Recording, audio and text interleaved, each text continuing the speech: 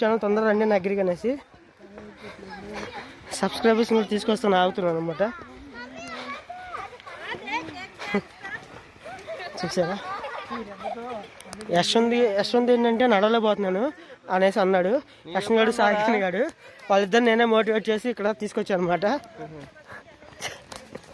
యశ్వంత్ గారిని నడిపిస్తున్నాను. ముందు సాకిన్ గారు ఉన్నాడు. సాకిన్ నడవరా. సో నేను అనుకుండి సాకిన్ గారు ముందు ఉండి నడిపిస్తున్నా అన్నమాట. ముందుగా నడిపిస్తున్నా. ఫిట్నెస్ లేదు మాకు అదనమాట. అది ఏంటి హ్యాట్స్.